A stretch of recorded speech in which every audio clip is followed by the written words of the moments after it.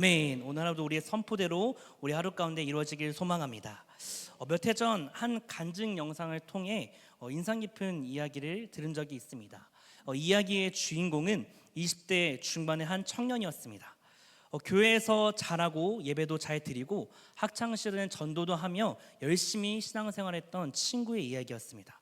하지만 그가 이제 자라서 청년이 되고 사회에 나가고 현실의 벽에 부딪히기 시작하면서 그의 믿음이 조금씩 흔들리기 시작했습니다. 그러던 어느 날 이제 혼자 조용히 생각을 정리할 겸 산에 올라갔다고 합니다. 그런데 이제 그 길을 잘못 들게 되어서 등산로를 따라 걷다가 중간에 작은 갈림길에서 그냥 너무나 자연스럽게 자기 보이는 방향으로 걸어갔다고 합니다. 한참을 걷다 보니 점점 길이 희미해지고 사람도 없고 표시도 없으면서 점점 풀만 가득한 숲이 되었습니다. 해는 점점 지기 시작하고 핸드폰도 배터리가 거의 없고 또한 그 전파도 잘 전피지 않는 상태였다고 합니다. 그 순간에 그 청년은 내가 여기서 죽겠구나라는 생각을 하며 공포가 밀려왔다고 합니다. 근데 그 순간에 그의 입에서 이런 기도가 흘러나왔다고 합니다.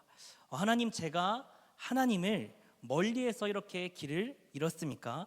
어디로 가야 할지 또한 어떻게 살아야 할지도 진짜 모르겠습니다. 결국 그 청년은 한 등산객을 마주치게 되어서 겨우 원래 길로 되돌아올 수 있었다고 합니다. 그리고 그 청년은 이 경험을 통해서 자신이 영적으로 얼마나 길을 잃고 있었는지 철저하게 깨달았다고 하는 간증이었습니다. 근데 그 청년은 간증의 말미에 이렇게 말했습니다. 길을 잃는다는 건 단순히 길을 모르는 게 아니라 내가 지금 어디로 가는지 그리고 왜 가고 있는지를 잊는 거였습니다. 하나님이 없는 방향으로 계속 걷고 있다는 것을 깨달았을 때 비로소 나는 주님께 다시 돌아가고 싶어졌습니다.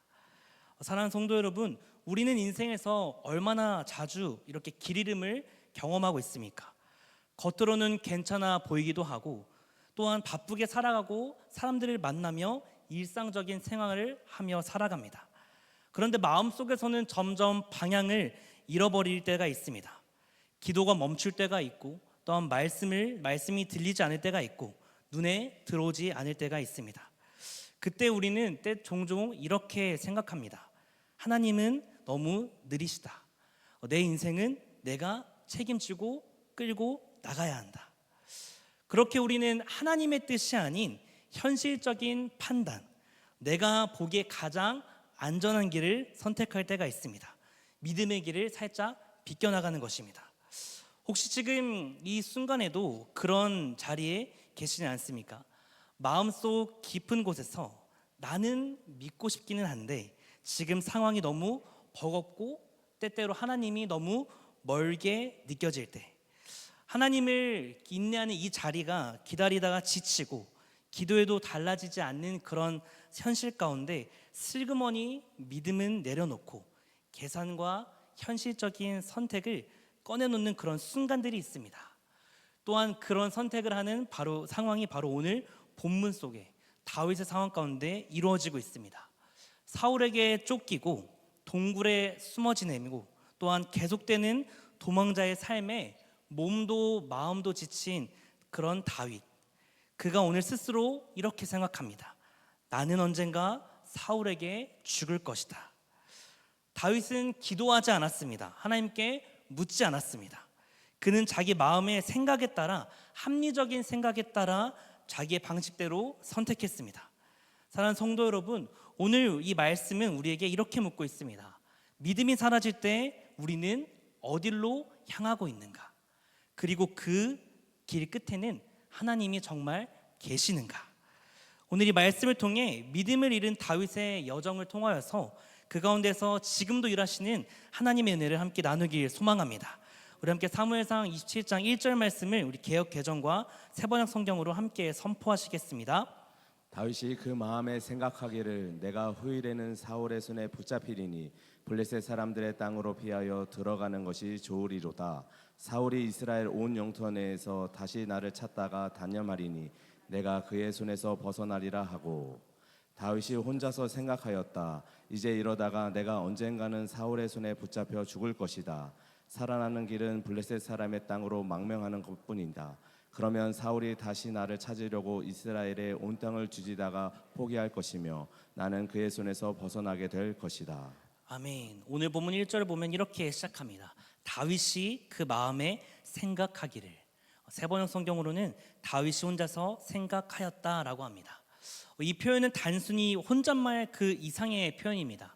여기서 마음을 뜻하는 히브리어 원어인 레브라는 단어는 마음 또는 심장을 뜻하는 단어입니다. 자신의 심장, 즉 영혼 깊은 곳에서부터 그 나오는 결론입니다. 혼자만의 결단이 바로 그 마음에 생각하기를입니다.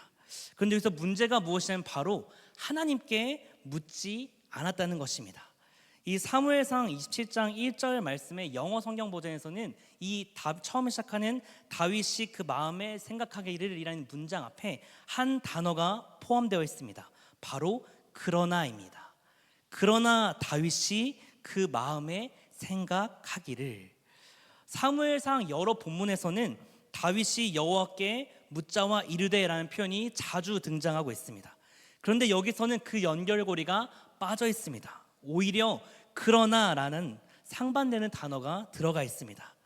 이것은 지금까지 다윗이 하나님의 뜻에 따르는 판단에 의지하여 삶을 살아왔다면 이제는 그러나 자신의 스스로의 판단에 따라 자신의 삶을 이어가는 바로 태도의 변화가 나타났음을 보여주는 단어입니다. 지금까지는 다윗이 어떤 행동을 할 때에 하나님의 뜻을 묻고 나아갔다면 이제는 몸도 마음도 지친 그 상태에서 인간의 연약함으로 연약해진 지금은 자신이 자기의 삶을 인도하고 자기의 뜻대로 삶을 이끌어가고 있다는 뜻입니다. 이제 다윗의 판단은 하나님이 아닌 이성과 또한 두려움에 기반을 두고 있습니다. 그래서 본문에서 다윗은 이렇게 말하는 것입니다. 내가 후일에는 사울의 손에 붙잡히게 될 것이다. 이것은 사실이 아닙니다. 하나님께서는 다윗을 이미 이스라엘 왕으로 기름 부으시고 점 찍으셨습니다. 그렇게 약속하셨습니다. 사무엘에게 기름 부음을 받았습니다. 여러 차례나 하나님께서 기적적인 보호하심으로 다윗과 함께 하셨습니다. 그럼에도 불구하고 다윗은 결국 자기는 사울에게 잡혀 죽을 것이라고 믿고 스스로 결론을 내리고 행동합니다. 이런 다윗의 상태에 대해서 우리 송병헌 교수님께서 쓰신 자신 책에서 이렇게 설명하고 있습니다. 우리 함께 읽겠습니다. 다윗도 한계가 있고 영적, 육적 연약함을 지닌 인간이었다. 사울에게 쫓겨다니던 다윗은 이 순간 매우 지쳐 있었을 것이다. 도망다니는 것도 지쳤고 광야 생활도 신물이 났다. 이제는 안식을 찾고 싶었다. 그러나 사울의 주변을 맴돌면서 안식을 기대할 수는 없었다. 그러므로 그는 망명길에 오른 것이다. 다윗이 블레셋으로 망명한 이유를 다음과 같이 추정해 볼 수 있다. 첫째, 다윗은 여호와의 약속에도 불구하고 지나치게 걱정하고 염려했다. 둘째, 다윗은 영적 공허를 경험했다. 셋째, 다윗은 이번 일에 대해 여호와께 묻지 않았다. 다윗은 분명 자신이 이스라엘 왕이 될 것을 확신하였지만 더 이상 사울과의 그런 위험한 어려운 모험을 하고 싶진 않았습니다. 두 번이나 자신을 추격해온 사울을 살려보낸 승리를 누렸지만 내내 불안 속에서 살아왔습니다. 언제 사울의 손에 죽을지 모른다는 두려움이 그를 항상 엄습하고 있었습니다. 또한 여느 때와 같이 하나님께 물었을 다윗이 어떤 이유에선지 이번에는 망명에 대해 하나님께 묻지 않고 본능과 감각에 의존하여서 결정을 내립니다. 사랑하는 성도 여러분, 믿음의 사람이라 할지라도 또한 비전을 받고 약속을 받은 자라 할지라도 두려움에 무너지면 잘못된 판단을 할 수 있습니다. 다윗은 이때 영적으로 탈진하고 육적으로도 피곤한 상태였습니다. 계속되는 도망자 생활과 배신과 고립, 이 모든 현실적인 상황 속에서 그의 마음이 짓눌렸던 것입니다. 그런 사랑하는 성도 여러분, 우리도 이럴 때가 있지 않습니까?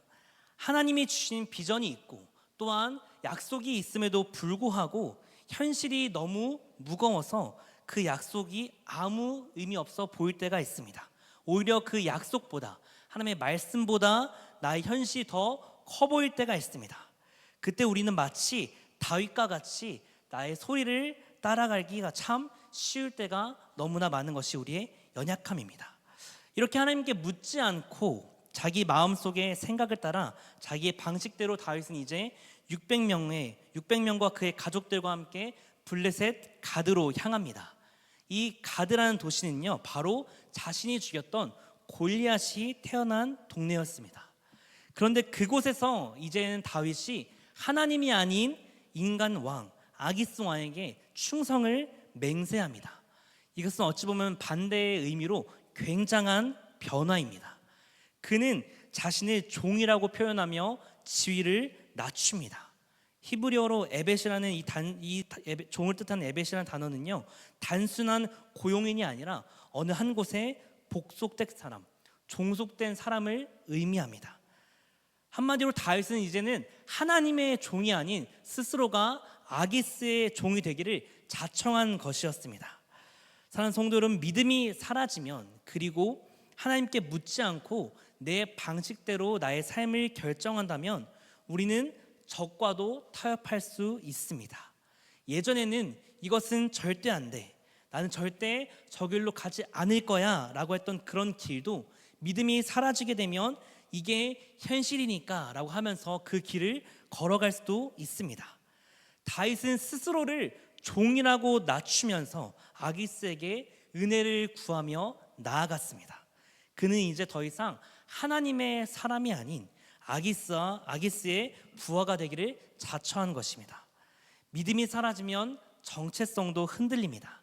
하나님의 자녀로서의 자신을 잊어버리고 세상이 원하는 모습으로 자신을 포장해 갑니다.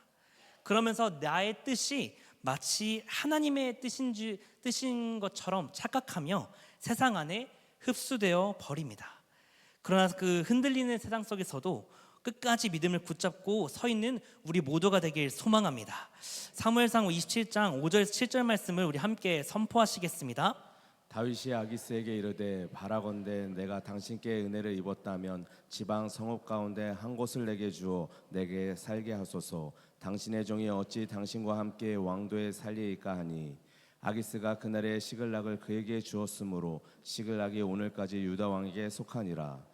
다윗이 블레셋 사람들의 지방에 산 날수는 1년 4개월이었더라. 아멘. 아기스는 다윗에게 이 시글락 성을 줍니다. 다윗은 그곳에서 1년 4개월을 머무르고 있습니다. 1년 4개월, 꽤 긴 시간인데 이 시간 동안 성경에서는 다윗이 하나님께 예배했다거나 아니면 하나님께 물었다, 아니면 하나님의 말씀에 순종했다라는 기록을 남기지 않습니다. 그는 생명으로는 살아 있었지만 하나님과의 관계에서는 죽은 상태였습니다. 이렇게 영적 침체는요, 자연스럽게 우리의 삶으로 스며듭니다. 기도하지 않아도 괜찮아 보이고 예배를 놓쳐도 아무 일도 생기지 않는 것 같고 내 방식대로 살아도 큰일이 안 일어나는 것처럼 느껴집니다. 하지만 이 1년 4개월은요, 다윗이 자기 삶을 잃어버린 시간이었습니다. 사랑하는 성도 여러분, 우리는 그렇다면 지금 어디에 머무르고 있습니까? 하나님 안에 머무르고 계십니까? 아니면 겉으로는 평안해 보이지만 하나님과의 관계는 멀어져 있는 시글락과 같은 곳에 머무르고 계십니까? 사랑하는 성도 여러분들은 항상 하나님 안에 거하기를 힘쓰길 축복합니다. 우리 오늘 본문 말씀 8절에서 12절 말씀을 우리 한 번 더 함께 선포하시겠습니다. 다윗과 그의 사람들이 올라가서 구슬 사람과 기르스 사람과 아말렉 사람을 침노하였으니 그들은 옛적부터 술과 애굽 땅으로 지나가는 지방의 주민이라. 다윗이 그 땅을 쳐서 남녀를 살려두지 아니하고 양과 소와 나귀와 낙타와 의복을 빼앗아 가지고 돌아와 아기스에게 이르매 아기스가 이르되 너희가 오늘은 누구를 침노하였느냐 하니 다윗이 이르되 유다 네겝과 여라무엘 사람의 네겝과 겐 사람의 네겝이다 하였더라. 다윗이 그 남녀를 살려서 가드로 데려가지 아니한 것은 그의 생각에 그들이 우리에게 대하여 이르기를 다윗이 행한 일이 이러하니라 하여 블레셋 사람들의 지방에 거주하는 동안에 이같이 행하는 습관이 있었다 할까 두려워함이었더라. 아기스가 다윗을 믿고 말하기를 다윗이 자기 백성 이스라엘에게 심히 미움을 받게 되었으니 그는 영원히 내 부하가 되리라고 생각하니라. 아멘. 다윗은 그렇게 얻은 시글락에서 생계를 위해 남쪽 지방의 사람들을 약탈합니다. 여기에는 그술 족속과 그리스 족속, 아말렉 족속이 포함되어 있습니다. 이들은 모두 과거에 하나님께서 심판을 명하신 족속들이었습니다. 그래서 어떻게 보면 다윗이 하나님의 뜻에 따라 불순종한 사울이 하지 못했던 그 일들을 대신 수행한 것처럼 볼 수도 있겠지만 성경은 그렇게 말하지 않습니다. 완전한 학살과 거짓 보고, 그는 목격자를 없애기 위해서 모두를 죽이고 아기스에게는 유다 사람들을 쳤다라고 거짓말합니다. 여기서 히브리어로 거짓에 해당하는 단어는 셰케르입니다. 이것은 하나님의 정반대되는 속성입니다. 하나님은 우리에게 항상 진리이신 반면에 사탄은 항상 우리에게 거짓의 아버지로 다가옵니다. 하나님이 주신 기름 부음 받은 자가 이방 땅에서 거짓과 사륙으로 생계를 유지하고 있었습니다. 그리고는 왕의 신뢰를 얻게 됩니다. 아기스가 그를 믿었더라라고 성경에는 기록하고 있습니다. 하지만 그 신뢰 또한 거짓 위에 세워진 신뢰였습니다. 사랑하는 성도 여러분, 믿음이 사라지면 죄에 대한 감각도 함께 무뎌지게 됩니다. 믿음이 사라지면 우리는 진리가 아닌 전략으로 움직이게 됩니다. 처음에는 양심에 찔렸던 것 또한 자꾸 반복되고 익숙해지다 보면 결국 죄를 정당화하게 되어 있습니다. 하나님이 아닌 사람의 인정을 얻기 위해서 거짓과 타협을 선택하게 되는 것입니다. 이처럼 사무엘상 27장은 다윗의 믿음을 잃고 선택했던 그 길이 얼마나 멀리까지 그를 끌고 갔는지를 우리는 보여주고 있습니다. 기도하지 않았던 것이 두려움을 낳게 되고 그 두려움이 타협을 낳게 되며 타협이 거짓과 침묵을 낳게 되는 것입니다. 이것이 바로 믿음 없는 삶의 연쇄작용인 것입니다. 그러나 놀라운 것은요, 하나님은 여전히 그를 포기하지 않으셨다는 점입니다. 다윗이 1년 4개월 동안 그렇게 하나님을 잊어버리고 말씀과 예배와 모든 것이 무너졌던 삶을 살았던 그 다윗이라 할지라도 하나님께서는 그가 돌아오기를 기다리셨고, 그리고 마침내 그 자리에서 하나님은 그를 회복시키는 자리로 바꾸십니다. 사랑하는 성도 여러분, 오늘 말씀을 통해 다윗이라는 위대한 신앙인의 한 그림자의 어두운 그림자의 한 면을 함께 나누었습니다. 그의 믿음 없는 한 걸음이 얼마나 그를 먼 길로 깊은 수렁으로 빠지게 하는지 함께 우리가 말씀을 통해 보았습니다. 그는 누구보다 하나님의 약속을 알고 있던 사람이었고 누구보다 하나님의 보호하심을 경험했던 사람이었습니다. 그러나 믿음이 약해진 그 순간 그는 하나님께 묻지 않았습니다. 두려움이라는 감정에 휩싸여서 자신의 유익과 판단대로 결정을 내렸습니다. 그렇게 그는 블레셋 땅 자신의 믿음과 정체성이 포기하게 만든 그 자리로 걸어 들어갔습니다. 그렇게 1년 4개월 거짓과 타협, 폭력과 침묵으로 이어진 삶을 살아가게 됩니다. 사울의 칼은 피하였지만 하나님의 임재도 잃어버린 삶이었습니다. 이것이 바로 믿음이 사라질 때 우리가 갈 수 있는 길인 것입니다. 사랑하는 성도 여러분, 우리는 때때로 그런 길을 걸어갈 때가 있습니다. 마치 다윗처럼요. 하나님을 믿고 있음에도 기다려야 할 줄 알고 있음에도 현실이 너무 두렵고 또한 응답이 너무 느리기 때문에 이제는 내가 알아서 해야겠다 라는 방향으로 마음을 틀어버릴 때가 있습니다. 믿음 대신 두려움으로, 기도 대신 계산으로, 하나님 대신 안전함으로 길을 결정할 때가 있습니다. 그런데 그 길이 이제 너무 익숙해지면요, 하나님께 물을 생각조차 하지 않을 수 있습니다. 사랑하는 성도 여러분, 반드시 가기를 축복합니다. 그 길 끝에는 참된 평안도 없고 진짜 회복도 없고 하나님의 영광도 없는 그런 절망적인 길인 것입니다. 지금 이 순간 말씀을 듣고 나의 마음에 어떤 물음이 떠오르십니까? 나는 지금 어디 서 있을까?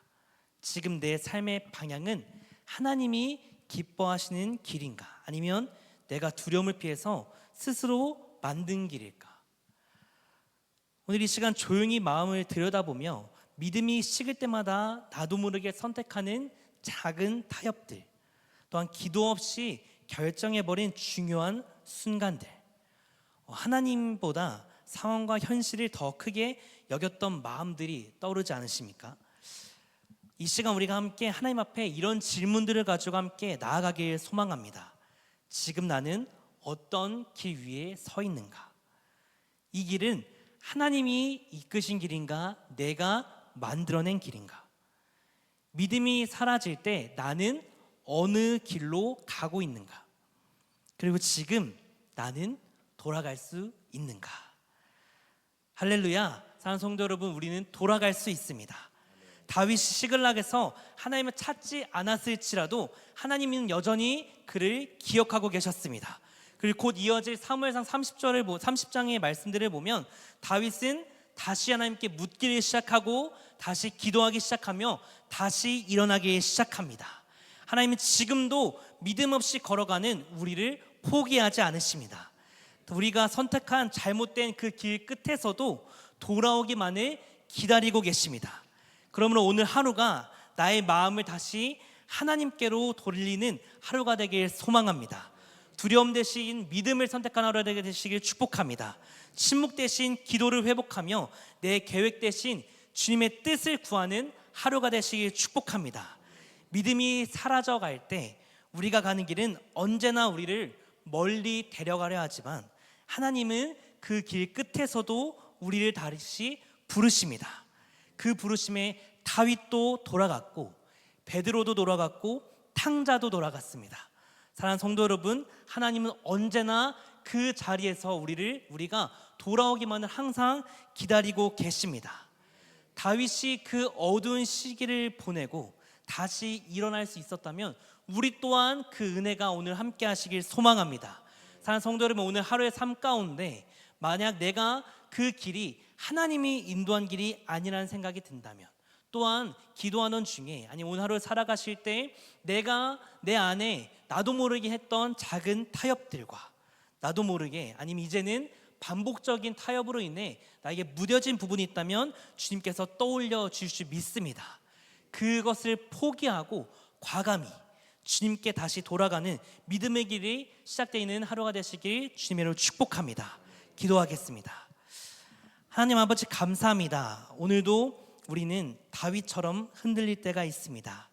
약속을 알고 있음에도 현실 앞에 작아지고 두려움 앞에 무너질 때가 있습니다. 믿음 없이 판단하며 기도 없이 행동하고 하나님 없이 스스로 길을 만들어 살아갈 때가 있습니다.